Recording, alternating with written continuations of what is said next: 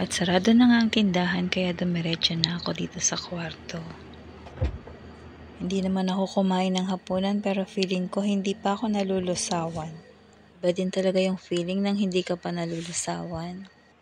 Pero nagbaon nga din ako ng kakanin para kakainin ko if in case na mawala na rin yung bloated ng tiyan ko. Nagpahinga nga lang din akong saglit at kinain ko na rin ang kakanin na aking daladala.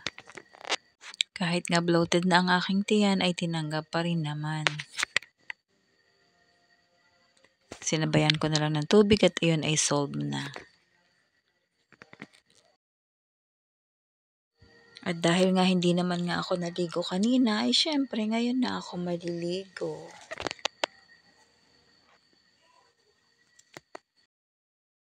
Nagkamali nga ako ng desisyon, dapat pala naligo na ako kanina kasi ang lamig ng tubig. Maghapon nga kasi yatang nag-ulan ngayon kaya ayun, malamig na malamig ang tubig. Nagdadala na nga rin pala ako ng arenola dito. Dahil kasi nasa baba pa yung CR, pag madaling araw na naiihi ako, edi siya. Pag bababa pa ako ay nawawala na yung tulog ko.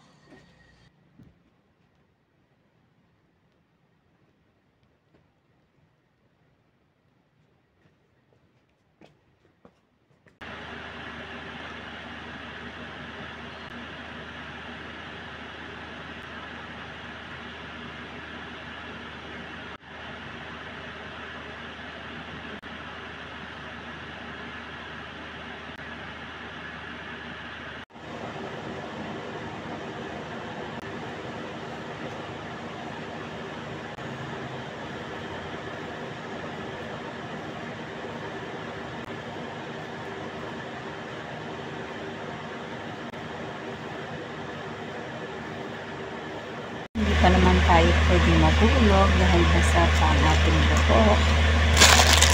So, ito yung mga ginawa ko na ano ba kita? Scrunchie. Sa tahing kamay. Yan na yung mga scrunchie na ginawa ko. Natahi ko na siya. So, ngayon, ilalagay ko na lang siya sa lalagyan. Ito na lang ang plastic na ganito para hindi siya matitulungan. Tapos, pwede ko siyang ibenta.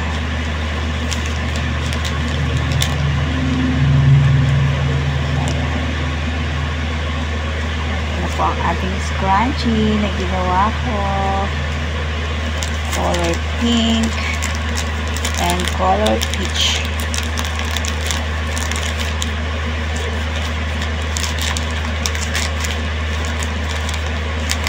So, ito na po ang ating finished product ng scrunchie.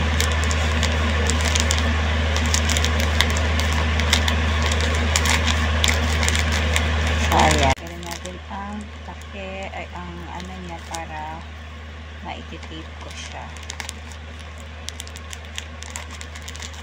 So, ayan. Pwede ko na siyang ibenta. So, ito naman yung peach.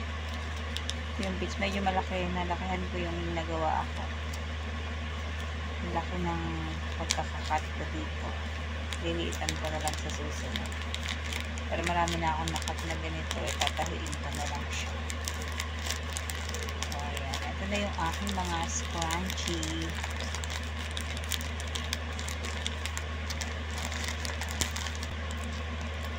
Tanggalin natin ang takip at ipagkit na natin.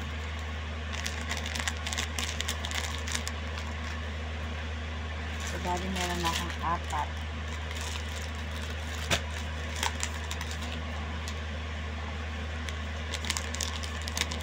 Dito.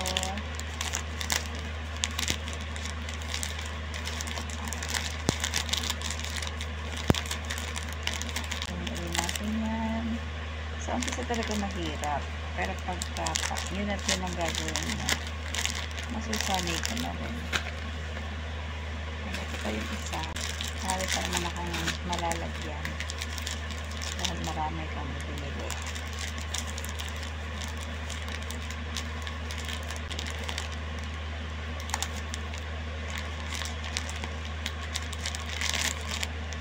O yan.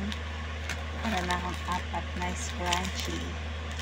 So, di mo na ako magtatahi ngayon. Medyo tinatamad ako. Tapos, hintayin ko na lang matuyo yung aking buhok bago ko makatulog. So, ngayon, mag-i-edit muna ako ng videos. Maya-maya ako